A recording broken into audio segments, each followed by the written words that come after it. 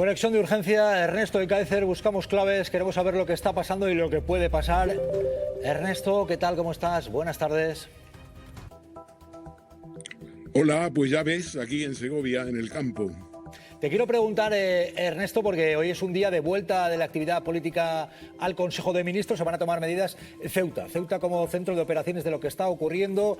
Mando único decide el gobierno. La oposición está diciendo que tiene que haber dimisiones. El Partido Popular, muy duro en las últimas horas, habla de invasión de un gobierno desbordado que tiene que ofrecer dimisiones. ¿Por qué estamos ante este escenario? Mi opinión es que por parte del gobierno se ha hecho un diagnóstico equivocado de la situación. Creo que lo que ha pasado era muy complejo, había una ofensiva y hay una ofensiva de la extrema derecha y la derecha y la compra por parte del PP del discurso de Vox.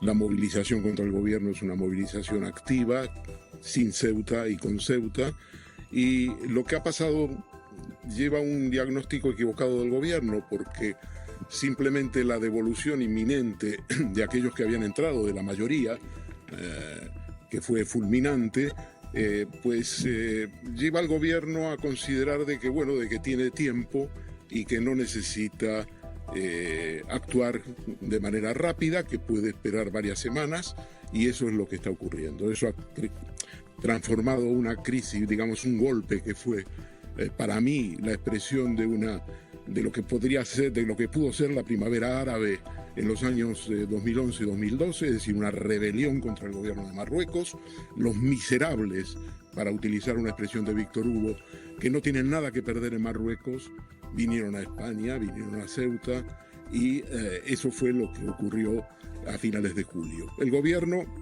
con la devolución rápida, que por supuesto también fue con ayuda de Marruecos, no cabe duda, consideró que el tema estaba superado, el diagnóstico equivocado. El gobierno tenía que haber, Sánchez tenía que haber vuelto de Lanzarote, de sus vacaciones.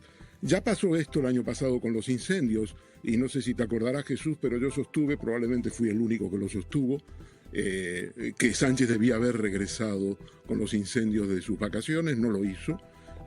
Y ahora ocurrió un poco lo mismo. Él consideró que el tema básicamente era un tema que podían resolver, el gobierno español, la cúpula del gobierno español con la cúpula de Marruecos, consiguieron la devolución y de alguna manera, muerto el perro, se acabó la rabia. Pues no. Con esto, Ernesto, te quiero preguntar, realmente en materia de este tipo, cuando se está también pendiente de las relaciones internacionales, porque ahí está Marruecos, se habla también de los intereses que pueda tener Estados Unidos, Israel, ¿sería posible un pacto, es decir, ver el consenso entre las principales fuerzas políticas, o se va a utilizar como rifirrafe y pim pam pum político sin que importe tanto la solución?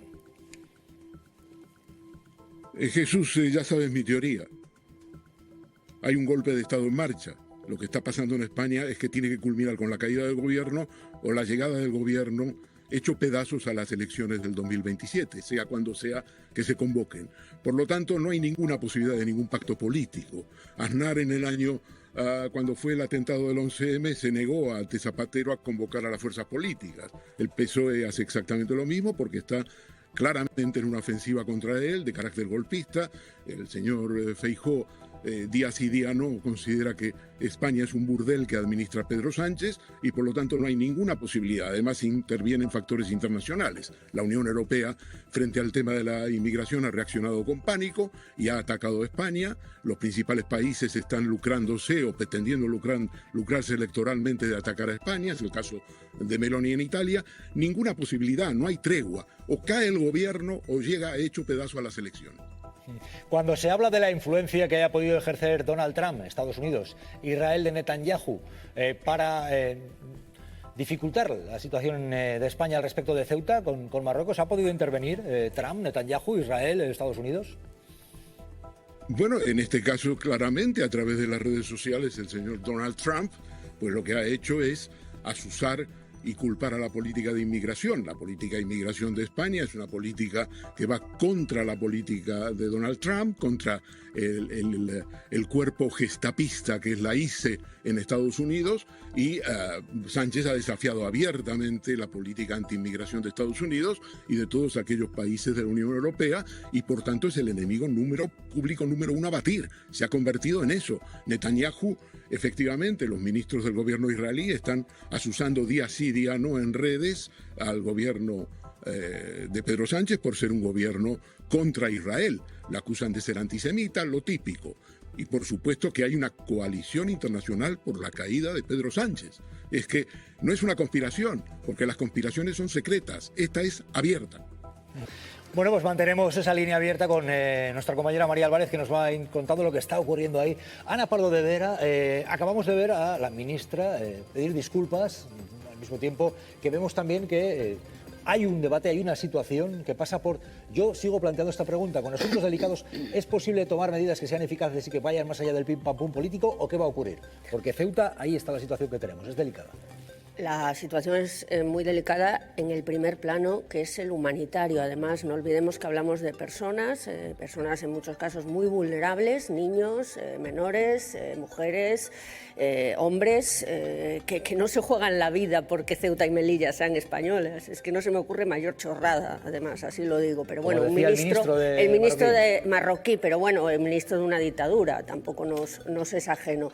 Yo creo que el Partido Popular no tiene intención de resolver nada. Mientras se mantenga en este discurso de deshumanización del inmigrante, el que se ha sumado, como decíais antes, Antón, y al que se ha sumado con Vox y que le gana el original. Deshumanizar al inmigrante, instalar el mensaje del miedo.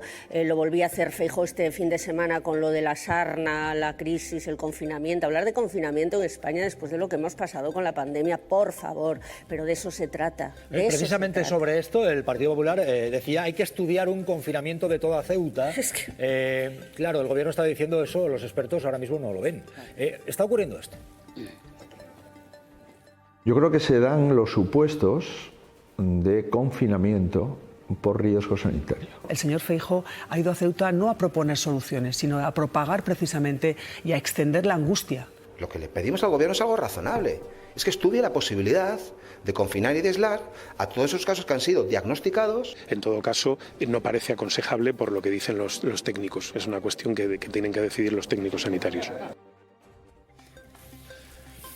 Carlos Sánchez, Antón Losada, os pregunto a ambos, claro, este tipo de debates políticos, pedir que se estudie un confinamiento, ¿esto debería ser materia de los expertos? ¿Es también materia de debate político? Bueno, lo ha explicado bastante bien el secretario de Estado de Sanidad estos días, diciendo que una cosa es confinamiento, que se refiere a la población en general, y otra cosa es aislamiento. El aislamiento está en todos los protocolos sanitarios y por supuesto que se producen. Si cualquiera de nosotros ahora mismo salimos de esta tertulia y vamos a un hospital y tenemos algo que puede ser contagioso, nos aíslan, pero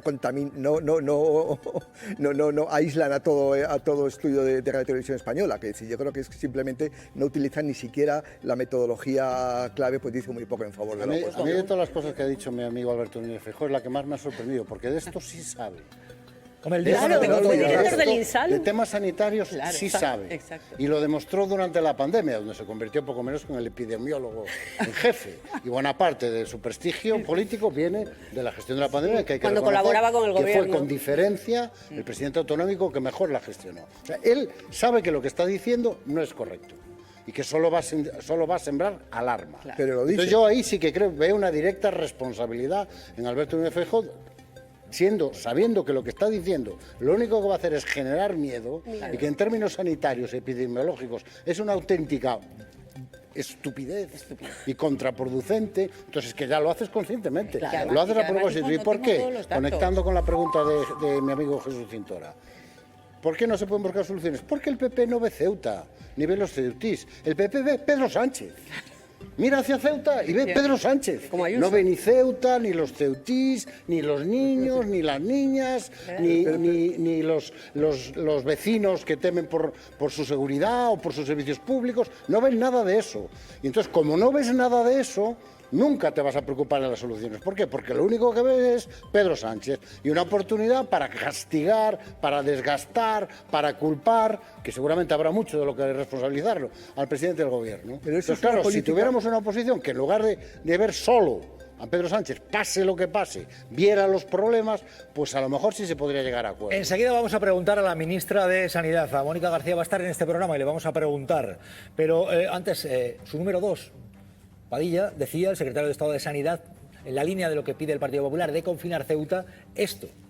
Lo primero que debería ocurrir es que el Partido Popular supiera de lo que está hablando. Lo que hay que hacer es seguir actuando en base a los protocolos existentes. Si el Partido Popular está preocupado y quiere que estudiemos que eso se haga, yo le puedo decir que puede estar muy tranquilo porque como hemos estudiado, eso ya se hace. Y entonces simplemente lo que hay que hacer es dejar de generar, digamos, falsas polémicas e intentar remar un poquito a favor.